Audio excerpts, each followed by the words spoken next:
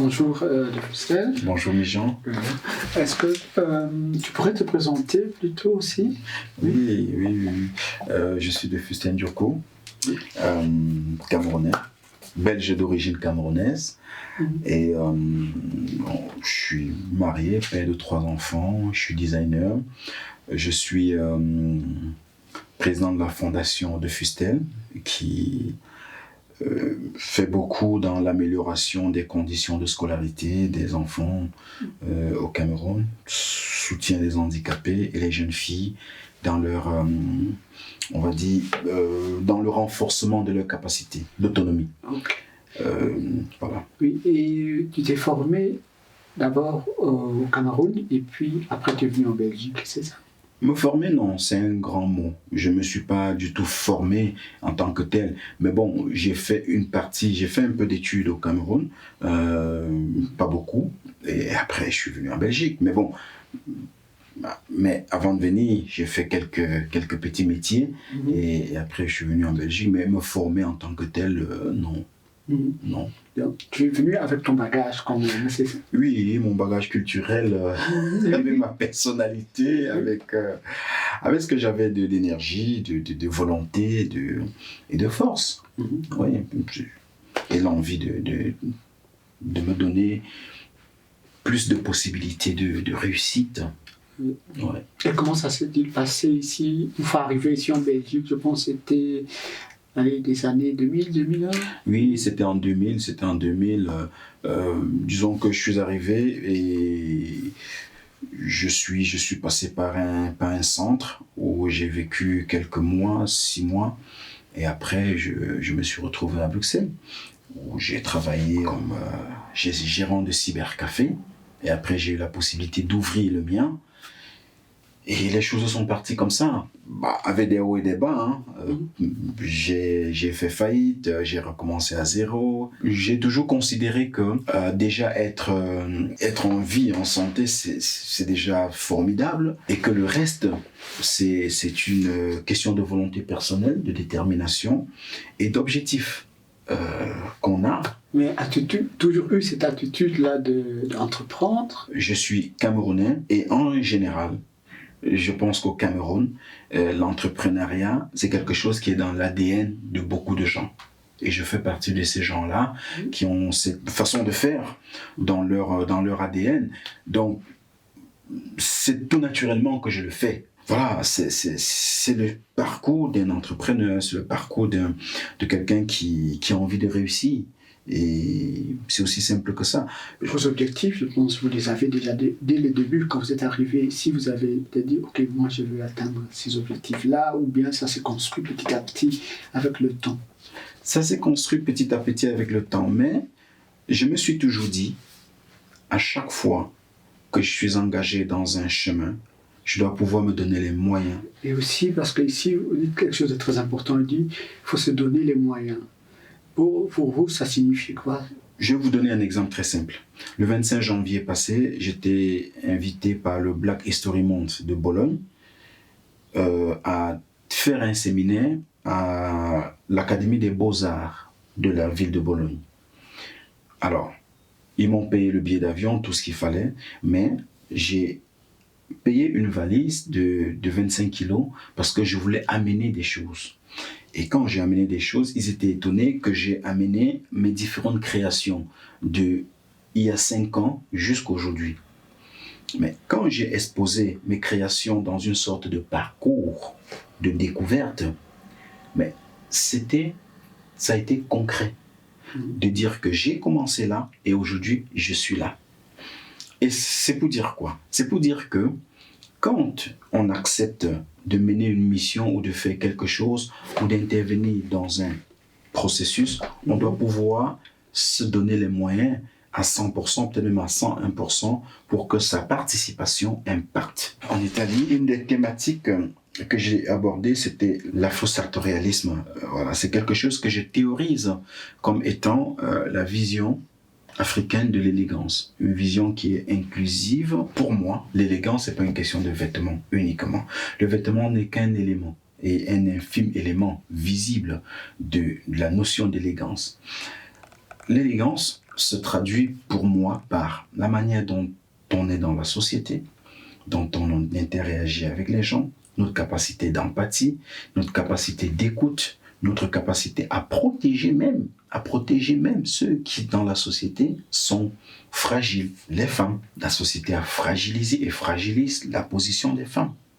La société porte sur les femmes un regard condescendant, en tout cas ne donne pas à la femme la place qu'elle mérite dans notre société, qui pour moi est au même niveau que la place revendiquée ou la place confisquée par les hommes.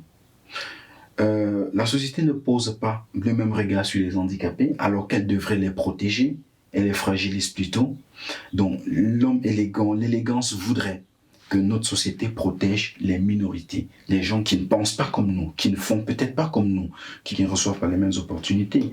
Donc, alors, pour moi, quand je parle d'afrosartorialisme, c'est des questions de valeurs humaines incarnées par les Africains, parce qu'on a toujours eu ces valeurs-là en nous, mais qui se sont diluées au fil du temps. Donc quand je parle d'afrosartorialisme, je parle de ça, du retour à ces valeurs-là, à ce qui fait de nous vraiment des personnes absolument élégantes. Et maintenant, il y a la dimension entrepreneuriale dont je parle, c'est quoi? C'est de dire que nous sommes issus d'un continent qui a des besoins. Et nous, dans notre façon de faire, de penser et d'agir, on doit penser toujours à ce qu'on peut aussi apporter à ce continent en termes de plus-value, quand je dis plus-value, c'est plus-value matérielle, plus-value en termes de création d'emplois et de richesse. Donc, quand on agit, on doit toujours aussi agir dans le sens non seulement de pousser les gens à se prendre en main, mais aussi de créer une valeur ajoutée à travers l'entrepreneuriat. Et c'est pas toujours possible de tout maîtriser. Donc, et quand on est dans cette pièce, on a beaucoup de choses que vous faites aussi. Vous pouvez nous en dire un peu plus? Oui. Disons que le Covid a fait en sorte que je délocalise une partie de mon showroom à Milan, ici, pour pouvoir travailler. Et comme dans mon parcours, je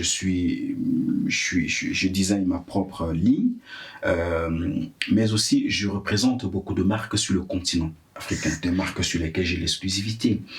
Comme par exemple les produits d'entretien Mullard, juste ici de nous, toutes ces années dans l'industrie, toutes ces collaborations, toutes ces relations, tout ce network, toute cette connaissance de l'industrie de l'intérieur a abouti à la création de la marque de Fustel en propre.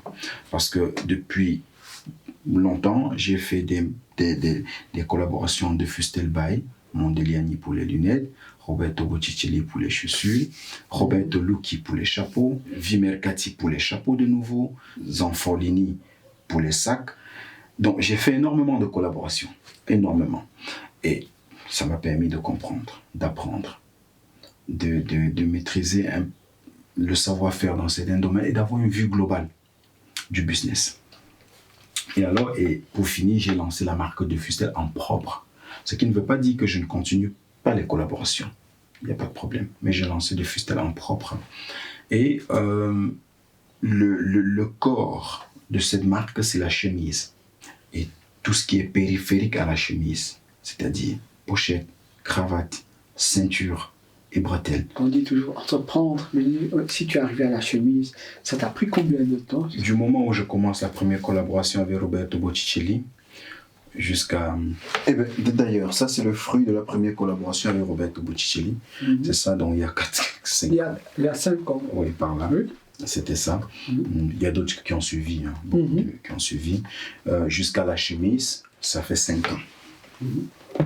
Je suis toujours en apprentissage et toujours ouvert au changement, curieux de m'améliorer parce que c'est fondamental. Je fais des chemises, mais je ne suis pas chemisier. La chemise, on la retrouve où? Actuellement, la chemise, on la retrouve au Cameroun. On la retrouve à Abidjan, dans des boutiques là-bas. Mais on va aussi la retrouver dans ma propre boutique. J'espère d'ici la fin de l'année, à Abidjan. Je suis en train d'ouvrir la première enseigne de Fustel sur le continent. Pour les générations futures, qu'est-ce que tu voudrais ou bien que tu souhaiterais que les gens retiennent? C'est que quand j'ai eu l'opportunité de m'investir dans un projet, je l'ai fait à fond. Je voudrais que les jeunes générations se disent que tout est possible et que je suis l'exemple, en effet, que tout est possible parce que moi, j'ai pas fait d'études. Et c'est pas facile. Mais si moi, j'arrive à le faire, ça veut dire que les jeunes qui sont là peuvent le faire aussi. Et même encore plus et mieux. Continuons à lutter positivement. Continuons à faire du militantisme. Voilà, super, merci. Je t'en prie, Jean.